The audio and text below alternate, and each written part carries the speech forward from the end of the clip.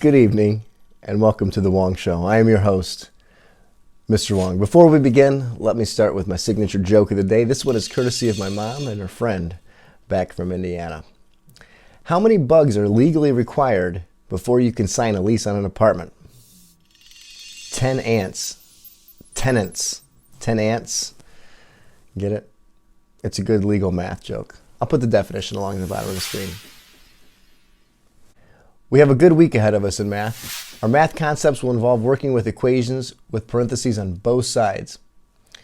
Essentially, we will have to use the distributive property and maybe another operation or two to solve for unknown variables. Nothing too different or too crazy than we've already done. Additionally, we will discuss properties of square and cube roots. This just builds upon what we already know about exponents. Square and cube root exercises this week in Con will simply ask us to find root numbers that when multiplied times themselves, either 2 or 3 times, will generate another number. This is great because it'll give us a chance to review prime factorization. Yeah, I know you're going to love it. Actually, it's going to be fun. Don't worry, this is the Wong Show. Math is supposed to be fun too. So today I'm going to show you a classic moment in baseball history when Kirk Gibson stepped to the plate in the bottom of the 9th inning with 2 outs in Game 1 of the 1988 World Series.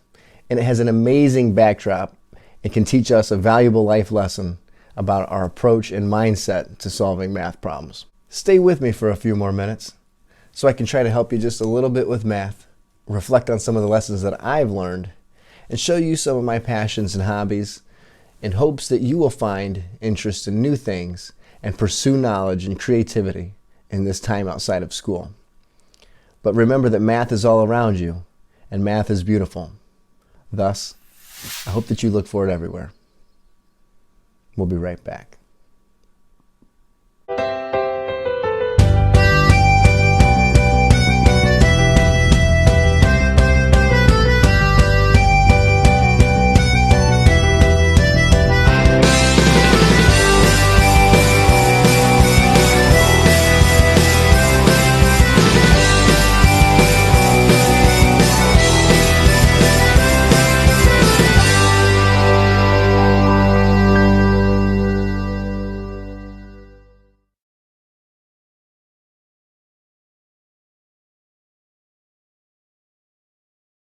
All right, welcome back everyone. Here is an example from an actual Khan Academy exercise that was assigned to you guys this week.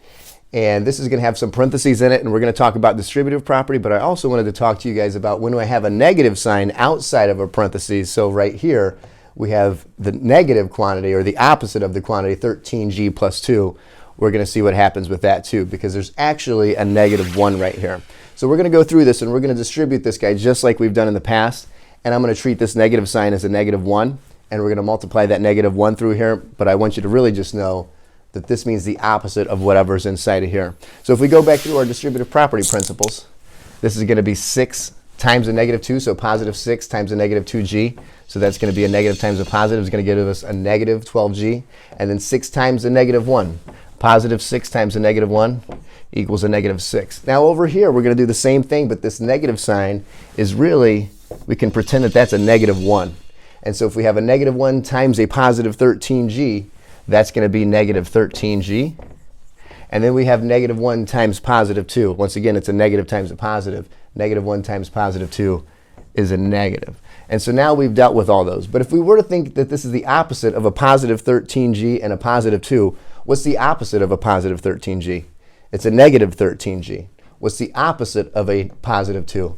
A negative 2. So that would be distributing that negative 1, but I want you guys to think that that's just really the opposite.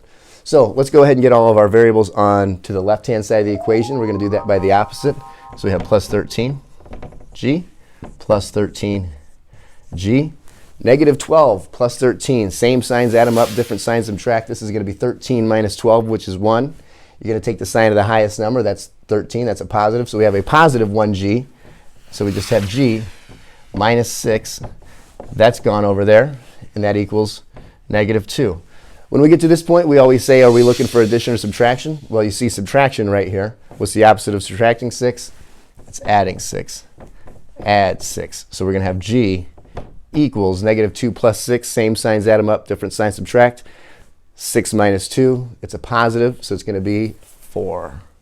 a positive 4 is going to be the answer to that. So we had distributive property. Make sure that you keep your signs right. Double check your signs. Positive times the negatives over here. And then this means the opposite, but it really means -1 times all those things, and we just isolate the variables as usual. So the answer to this con problem is 4. All right, Jude and I are going to do a quick round Easter Sunday of Survivor fast math. 8 times 7. 56. Okay, -8 times +7. Positive. Negative times a positive. Negative. So what is it? Negative 56. There you go. 4 times 4. 16. 3 times 3. 9. 2 times 2. 4. All right, welcome back. Thank you for joining me. Welcome to the set of Coach's Corner. I wanted to share a story with you tonight that reminds me a little bit about math.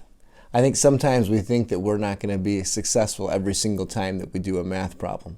But tonight's baseball story is just about making sure that you do everything that you can at that particular moment and just keep swinging. So I'm going to show you this clip of Game 1, bottom of the 9th inning, and Kirk Gibson at bat in the 1988 World Series. Check this out. This is just a classic play called by the legendary Vin Scully. Kirk Gibson, a very good baseball player, played for the Tigers actually in a World Series in 1984. He was a pinch hitter in this game. He was so hurt that he could barely get to the plate. He had a couple swings where he just couldn't even balance himself after the swing as you see him going through. So he had every reason why it maybe not have turned out like that, but he just gave it a swing. That's pretty cool.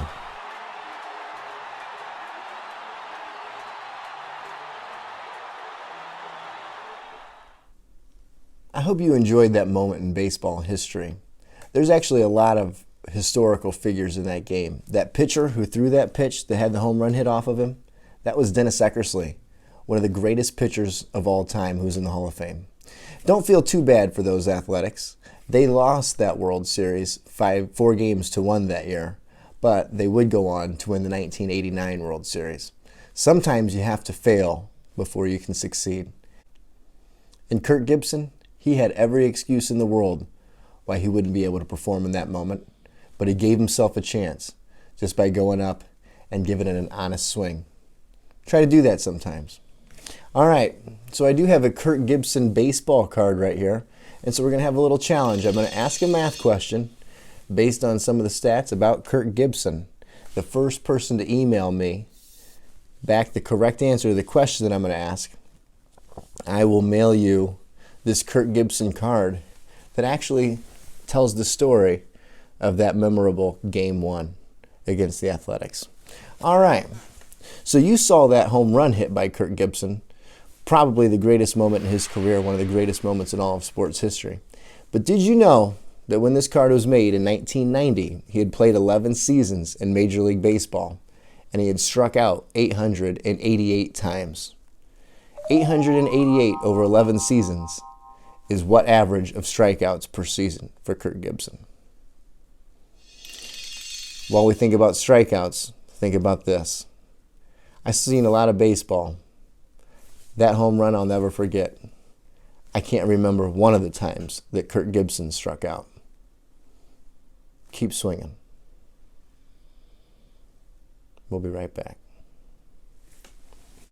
All right, we're back. We're going to do some more con problems, and this is straight from Khan Academy, unlike some of the other ones that were brought up as questions from people's brains. So this is cube root of 216. Real quick review on cube roots. That's a number times itself 3 times gives you that number. So if I had the cube root of 8, what number times itself gives you 8? But you have to multiply it times itself 3 times, and that is 2. 2 times 2 is 4, times 2 is 8. So we're going to do a prime factorization tree on this guy, and since it does start with an even number and 2 is a prime number, we're going to do our factorization tree and just start with 2 times a number gives me 216. And so that would actually be 2 times 108.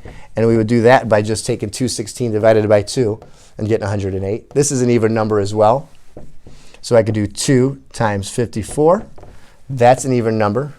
So I can do 2 times 27. All right, so I've got these 2's. Now I'm at this 27, and it's going to branch off.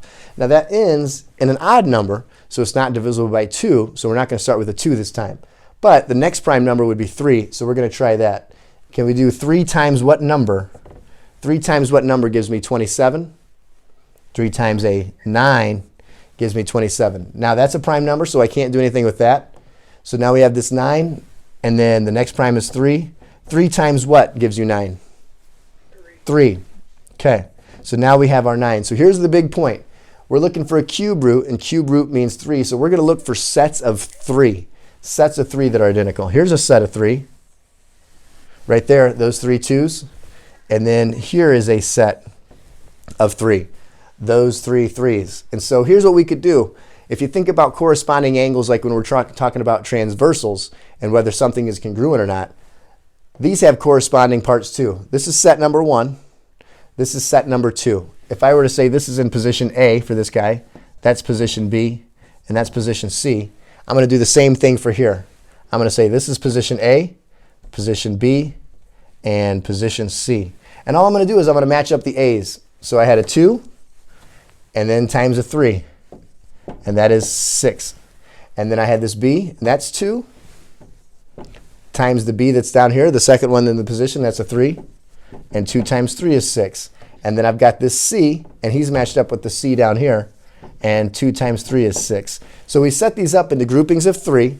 We paired them up with their corresponding part, and then we ended up with a set of 3 6s. And so the question is 6 the answer to our problem? Okay? So we have 6 times 6 times 6.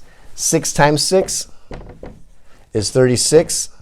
And then 36 times another 6. So we had 1 6, 2 6, and 3 6. 36 times 6 is 216. So the answer to our guy is what number times itself 3 times gives you 216? And it turned out to be 6 after we did our prime factorization, and then we paired up each one in the set with its corresponding guy and then multiplied them together. And we got 6. That's 6 times 6 times 6 is 216. Does that make sense? Yes. Yes.